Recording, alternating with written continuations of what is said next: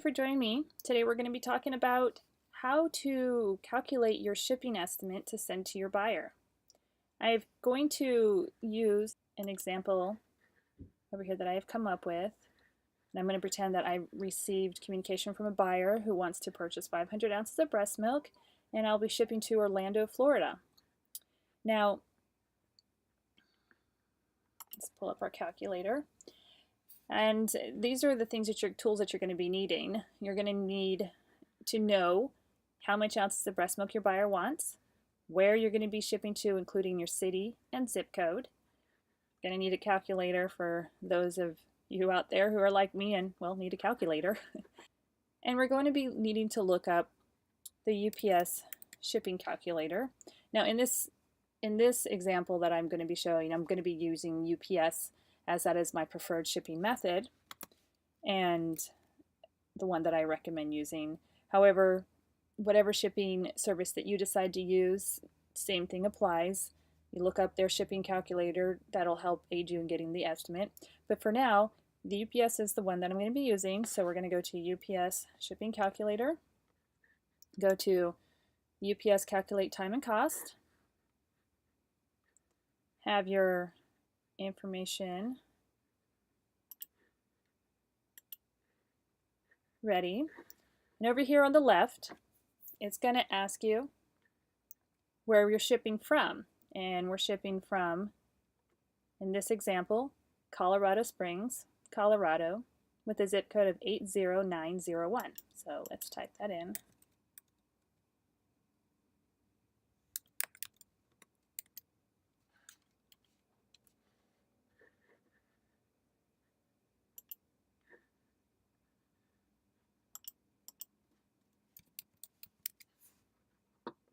And it's a residential address. Shipping to, we said Orlando, Florida,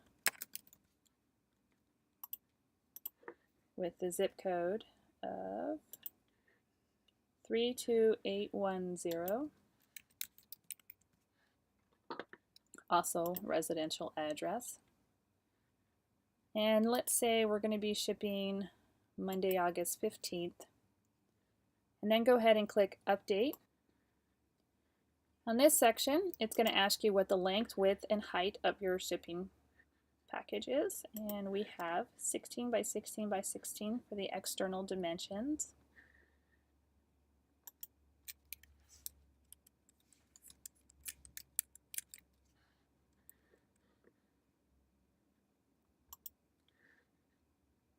Now it's really important that you're using external dimensions and not internal dimensions.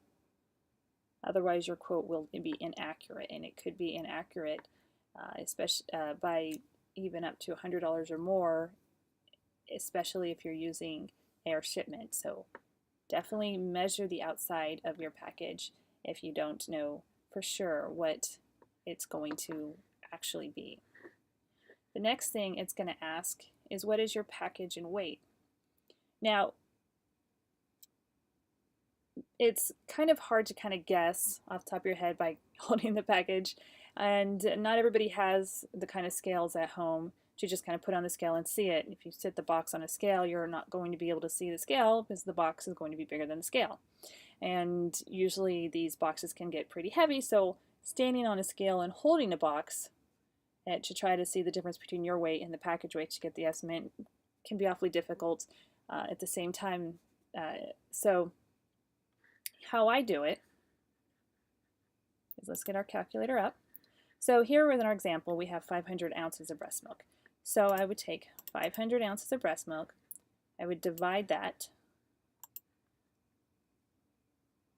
by 16, since there's 16 ounces in a pound, and that gives us 31.25. So we have 31.25 ounces, or excuse me, pounds for breast milk.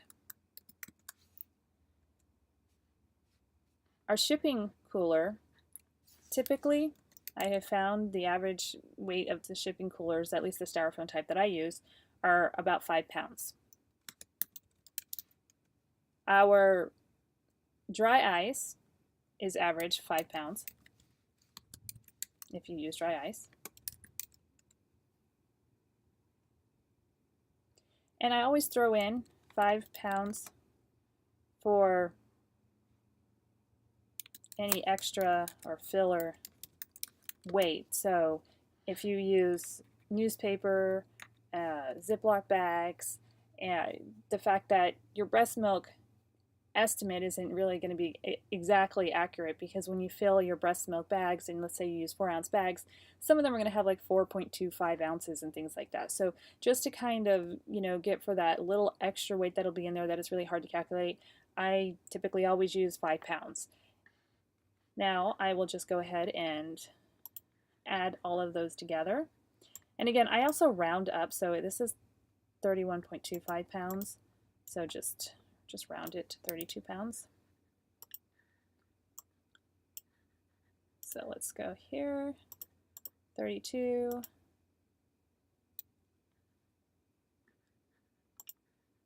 plus 5, plus 5, plus 5 is 47 pounds.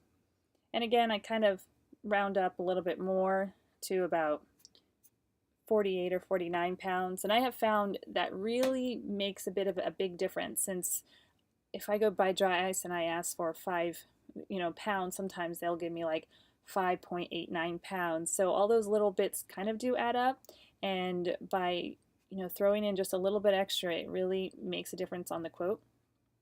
So I'll just actually going to do like 48 as my estimate here. So for 500 ounces, we're looking about 48 pounds for all the shipping weight. Number of packages is 1. We'll skip the declared value. Now, if you're going to be using an account, then you would log into your UPS account, and it would have the same page that you see here, and you can do the exact same thing there. I will go ahead and skip all of this. As far as delivery confirmation, they do provide tracking information anyway, so you're always going to get the tracking. Here I mark I will pay shipping charges at the location. If you have an account, you can just type that here and it'll take you to that page. I don't use it, so can't really help you on that. Then I click update, and it'll show that it'll leave Monday and arrive Tuesday, and what time. So this is for delivery the next day 8:30, delivery next day 10:30, and it's just a little bit cheaper. And next day saver, this is by end of the business day Tuesday, this is 315.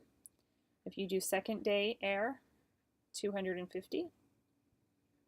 3-day is 161, and UPS ground, which I would not recommend in this case to use, since it's going to take 4 days to arrive there. UPS ground is awesome to use if your arrival date is going to be within 1 to 2 days. Then definitely pick UPS ground. No reason to pay next day shipping costs when you can just choose ground. And also with ground, there isn't a limit on the dry ice, so if you wanted to use a little bit more dry ice, you can do that for 2-day shipping. In the event it's a really hot summer, or the next couple of days, that's an option for you. And here you have a quote of $81.46 for the UPS ground. So let's say the buyer wants to go ahead and do 2-day air. So in this case, it'd be $250.23. I don't worry about the change. I would round down to $250 as the quote, and there's no extra cost for tracking. It just comes with it.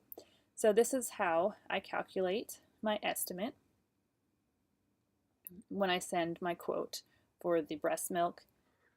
Definitely check out the website for more information on correspondences, and I do go into more detail on those that explain how to send a quote and things that I have found successful in writing a quote.